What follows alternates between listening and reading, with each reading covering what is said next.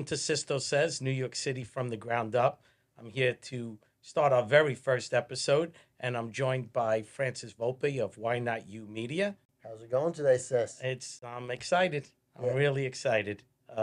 Long time coming, a lot of hard work to get here to start the podcast, and looking forward to bringing information about New York City construction, development, code and zoning laws. Exciting, super exciting, to be honest with you. Well, sis, so I gotta say, I was very happy to hear when you said that you wanted me to come on the podcast and help you put together this first episode. But this is about you, Oh. right? This is about you. Just to give people a little background, you came to us. You were like, we gotta start doing something different. We gotta spice up this industry. Absolutely. And you have such a great personality. You're personable. Your network is vast. And immediately it was podcast. It was perfect. It was perfect. But give people that don't know you, that do know you, a little insight. Like, we're in this beautiful building here, your building for your company.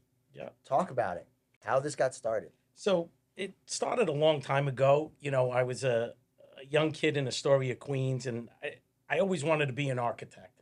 And I was fortunate enough to have a really dear friend who was an architect in New York City practicing, went to Cooper Union at night, which is one of the elite architectural schools in New York City, actually in the world. And he became my mentor. And he helped navigate through my Italian family where I could and couldn't go to school, and opened up their eyes to not being so conservative and allowing me to go to Brooklyn Tech, to go to City College, which was uncomfortable for them. They wanted me to be in the neighborhood. They didn't like, me traveling on the train to Brooklyn. But Joe was a very positive person in my life, and he guided me through all of those places. And the story about how design started was I actually was a junior in college in 1986, and I was working for a plumbing company, and I was a draftsman. I was doing some drawings here and there. And one day, my mentor, Joe Simmons, called me up and said, "Hey, sis, I need a favor." I said, "Joe, whatever you need, you're like a dad to me. Whatever you need, I'll do it for you." So he said, "Well, I need a permit. Can you go to the Queens Building Department and get me a permit?" I was like, "Whatever you need." So I leave Queens. I get on the train. I go to the West End of Manhattan. I get there. He tells me what to do. He gives me this folder with a whole bunch of paperwork in it. And he says, "Okay, get on the train and go down to where the Queens Courts are on Queens Boulevard in Kew Gardens." Of course, too dumb to know what I was getting myself into, right, Fran? Okay, yeah, no problem. I'll do it. Young no problem. kid, Yeah, wet behind the ears. Why not?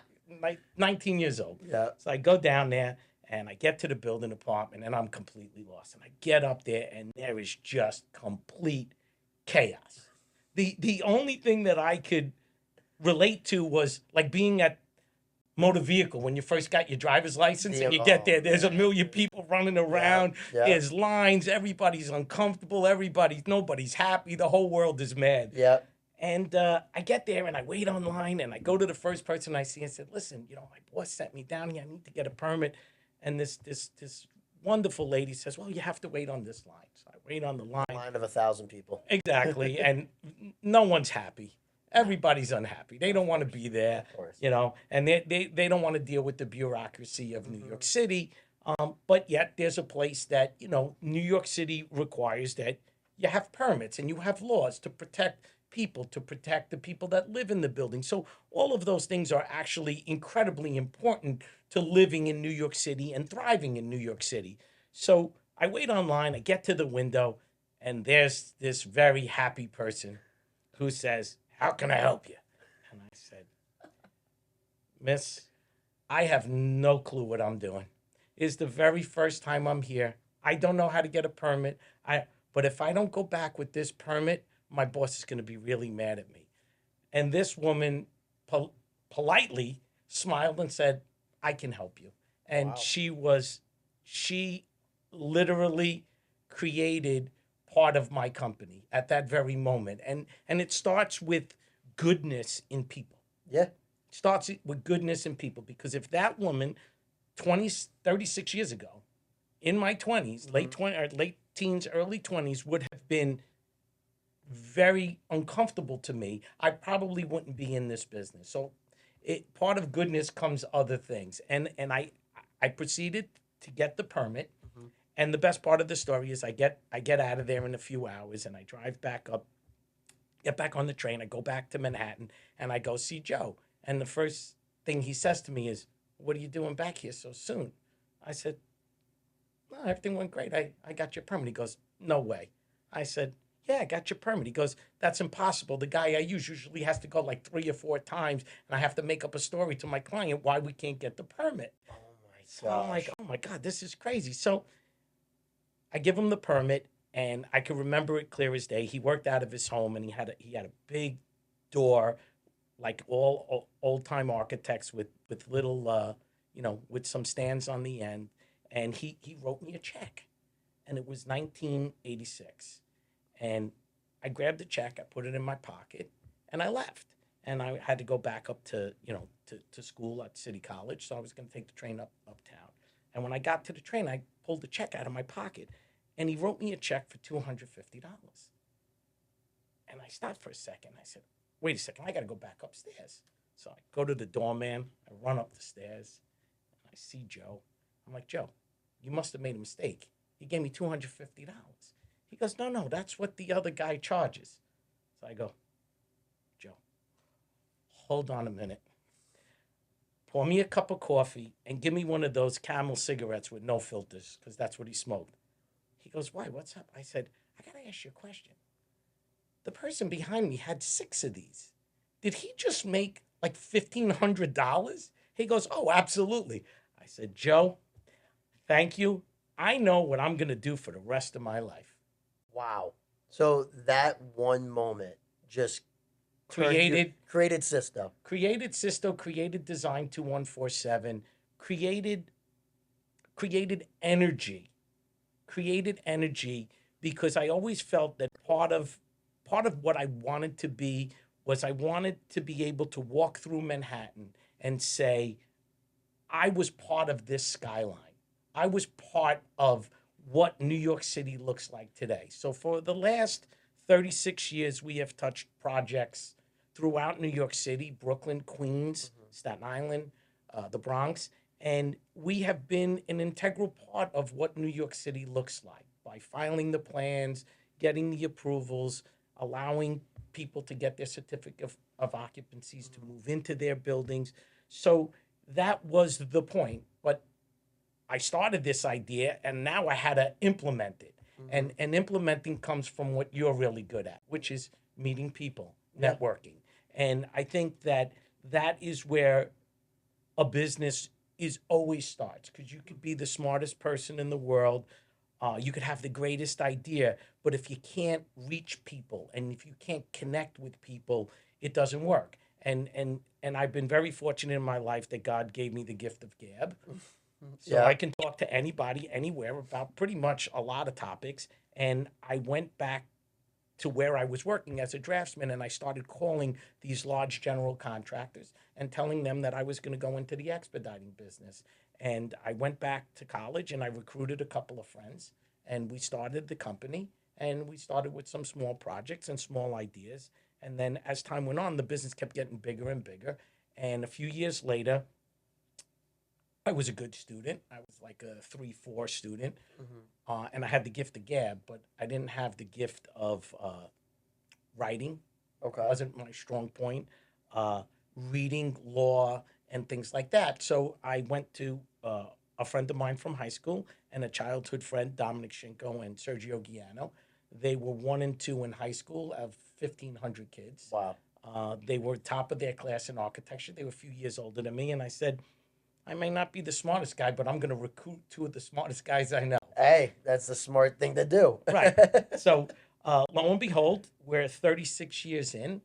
We have been together the entire time. So, Dominic and Sergio and I have been running design and doing this for almost. It's you've been doing it longer than I've been alive. That's right. and it's And it's honestly, you hear a story like that, right? And obviously, there's probably more details and deeper things, but you hit on, growing up with your family background, growing up in Queens and things like that. It'd be great for you to give some insight about how growing up there with your family dynamic, and I know if your father and everything was a great inspiration to you, but like how that molded you into who you are today. Because you've said to us off camera, there's a lot of guys that do what you do, right? There's a lot of Correct. companies, but something makes you different. And the thing that makes you different has to stem from how you were also raised. 100%. I think that value systems are a big part of that make us. My father was an Italian immigrant, came here, worked on a garbage truck, like his brothers, and their work ethic was second to none. They just didn't believe in failure, and when they failed, it motivated them to work harder. Yeah. There's certain things that I believe in any business that hard work creates luck. I live my life every single day when I wake up believing that something good will happen. And that good comes from making your own luck. And making your own luck means, to me, meeting people, believing in the value system of hard work, family, tradition, and I think that design has a lot of that because the three of us grew up in a very similar background. And regardless on projects, if we're out of revenue, we always finished our projects. We never went and stopped. And I think that's where it comes from, that value system that my dad had, of no matter what, you have to work, and you have to work harder, and you have to work smarter. And I believe that even today, times are tough after COVID. Oh yeah. Working harder. I just turned 58. Friend, you and I had many conversations about this over the last several months. Yeah. Not easy to reinvent yourself as a person. No. Not easy to reinvent your company. COVID has created a lot of stress for a lot of people. That has. Financially, mental health is a big part of the stress that we feel every day. But today, the city has changed. It's evolved. Being here in New York City for almost 4 decades of watching this city grow and change. If you would have told me that Williamsburg would have been, a little Gotham City, I would have said, I could never see that. Yeah. But I was an integral part of that. We filed a lot of buildings there. We saw the transformation. We saw the good and we saw the bad. Of course. Nothing is perfect. And we see that transformation now into your neck of the woods. Yep. We see wherever there's a train line going into New Rochelle or Yonkers Yeah. or Mount Vernon, there's this fancy building getting built in these neighborhoods. Tons of them. It's insane. White Plains, New Rochelle, Portchester, everywhere. Things are being built. It's a constant building of buildings. Exactly. So, that's what I love about my life in New York City, is that I could walk down the street and I could look around and say, wow, 18 years ago, we filed that new edition at Columbia University. Wow. Or, wow, we worked on 9 towers down on Delancey Street to revamp the entire fabric of a neighborhood. And we worked on it for years. Some of our approvals can take 5-6 years. Some ideas can take 20 years to get off the ground. You're legitimately a piece of history. Correct. That's really what you are.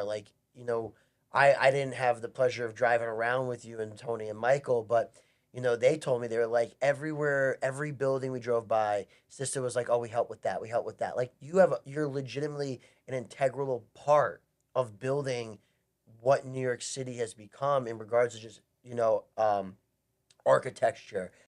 So you've become such an integral part of New York City and these buildings and what you're a piece of history. Yes. But something that you mentioned in the beginning that I think is super important for anyone watching this that's starting a business, in business, or whatever they're trying to do. You talked about relationships. Yes. And I said it before, a lot of people do what you do, and you have competitors. It's part Of course. of any business. Part of any business. Any business. But something that you have is a Rolodex of relationships. 100%. So you definitely have to dive into that about what that has done, because you said, your partners, you recruited some of the smartest guys, but you've gone out and built relationships with so many people.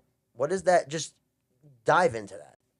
Well, I think that part of a lot of young entrepreneurs that I speak to can't relate to their clients. It's about making the dollar, which is great. We all want to be successful. We all, you're not doing what you do because you do it. You do it because you want to make some money. And also, you gotta love it. And you gotta love it. And I am a person that I love people. I love to hear their stories. So one of the reasons why I'm excited about the podcast is to host it and listen to other people's stories about their feelings about what's going on in New York City. The difficulties of building in New York City. However, the joy of building in New York City. So I believe that every person that I've met in my history here at Design has been someone who's shaped another relationship.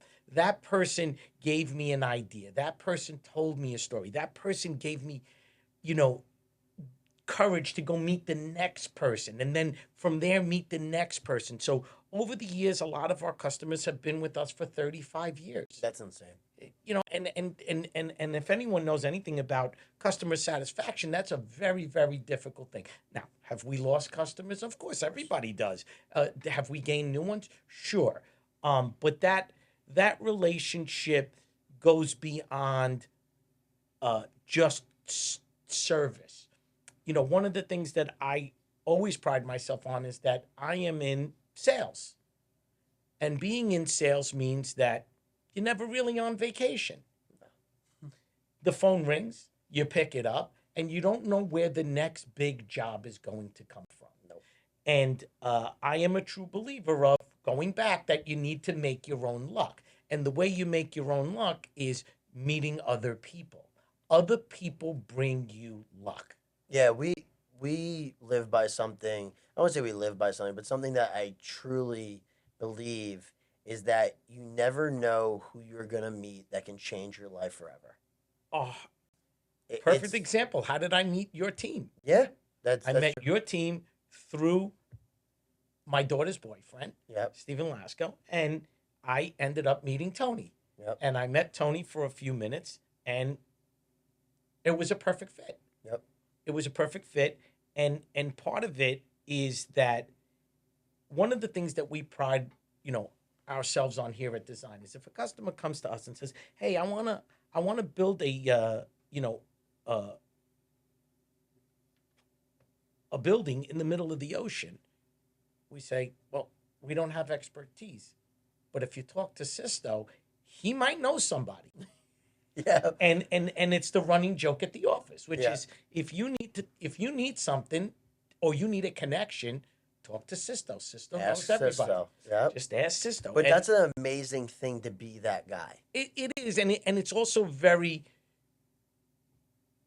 pleasurable that people can come to you as a resource And trust you. with no obligation. No. They're not calling you going, "Oh, he's going to charge me." No, I'm here to help you. I'm your friend. I'm your colleague or something. I'm your colleague. Yeah. So,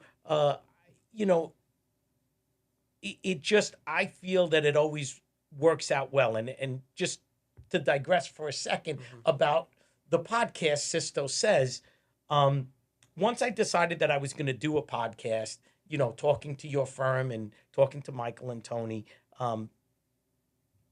it was apparent to me that this was a platform that is my personality and my character. Oh, so 100%. I went around and I asked a lot of the clients, so what do you think? Before I, dive into this, Yeah.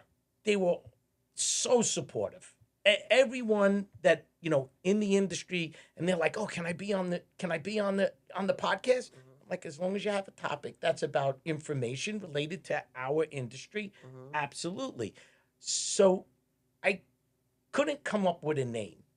So I was on the golf course with a friend of mine who I play with, and I was telling him about the podcast, and he knows nothing about construction. He's in the financial world. Yeah. And